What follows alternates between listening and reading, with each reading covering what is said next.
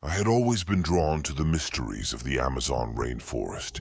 Its vast, untamed wilderness held an allure that I couldn't resist. So when my friends suggested a camping trip deep in the heart of the jungle, I jumped at the chance. There were 5 of us: myself, Maria, Carlos, João, and Beatriz. We were seasoned travelers, always seeking the next adventure. Little did we know, this trip would lead us to a darkness we could never have imagined. We set out early in the morning, our backpacks loaded with supplies and our spirits high. The dense foliage of the Amazon closed in around us as we trekked deeper into the jungle. The air was thick with humidity, and the sounds of exotic birds and insects filled our ears. After hours of hiking, we found a clearing and decided it was the perfect spot to set up camp. As evening fell, we built a fire and shared stories under the canopy of stars. The jungle seemed almost peaceful in the flickering firelight.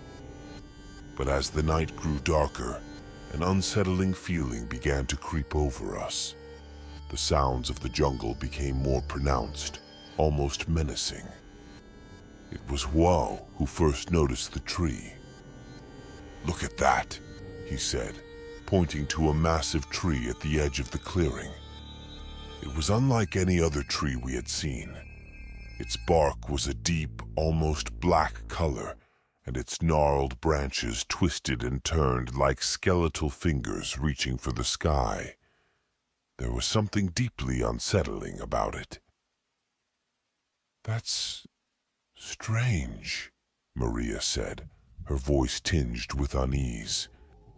"I've never seen a tree like that before." Carlos, ever the skeptic, laughed. "Come on, it's just a tree. Let's not get all superstitious now." But Beatrice, who had grown up hearing tales of the Amazon's dark legends, looked genuinely frightened. "No, Carlos. There are stories about trees like this. They call it the Devil's Tree. They say it's cursed."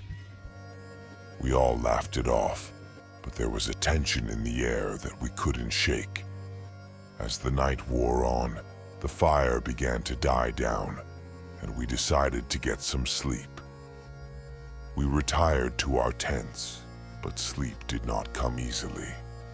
In the middle of the night, I was jolted awake by a blood-curdling scream. I scrambled out of my tent to find Maria standing near the fire, her face pale with terror. "What happened?" I asked, rushing to her side.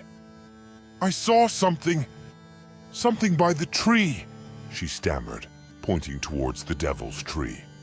"It was like a shadow, but it had eyes, glowing red eyes." Carlos, ever the rationalist, tried to calm her down. "You were probably just dreaming, Maria. The jungle can play tricks on your mind." But as we looked towards the tree, we saw it too. A shadowy figure with glowing red eyes watching us from the darkness. It was there for just a moment, and then it vanished. The air grew colder, and an oppressive silence fell over the clearing. "We need to leave," Beatrice said, her voice trembling. "Now." But it was too late. The jungle seemed to come alive around us, shadows moving in the darkness, whispering voices carried on the wind. We gathered our things as quickly as we could, but as we started to leave, the shadows closed in. One by one, we were separated. The jungle seemed to shift and twist, leading us away from each other. I could hear my friends calling out, their voices filled with fear. I stumbled through the undergrowth, trying to find my way back to the clearing, but it was as if the jungle itself was against me. I tripped over a root and fell to the ground. As I struggled to get up, I felt a cold, clammy hand grab my ankle. I kicked and screamed, but the grip tightened, pulling me towards the devil's tree. The shadows swirled around me, and I saw the red eyes again, burning with malevolent intent. I was dragged to the base of the tree where I saw the others. They were trapped, their faces twisted in terror. The shadows held them in place, their eyes wide with fear. I tried to reach them, but the shadows held me back. And then, I saw it. A figure, tall and gaunt, emerged from the darkness.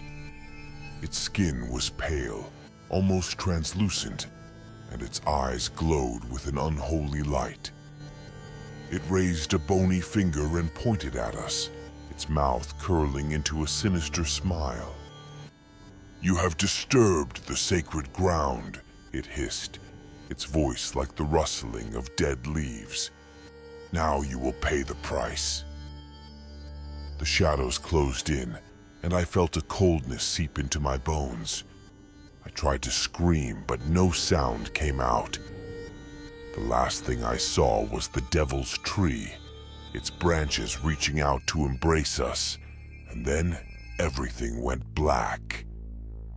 When I woke up, it was daylight. The jungle was still and the clearing was empty. My friends were gone, and the devil's tree stood silent and menacing. I stumbled back to civilization, my mind reeling from the horrors I had witnessed. I tried to tell my story, but no one believed me. They said I must have been hallucinating, that the jungle had played tricks on my mind. But I know what I saw. The devil's tree is real, and it is cursed. Now, every night, I see the shadows. They haunt my dreams, whispering of the darkness that lies in wait. I know that one day they will come for me, just as they came for my friends. And when they do, I will be ready.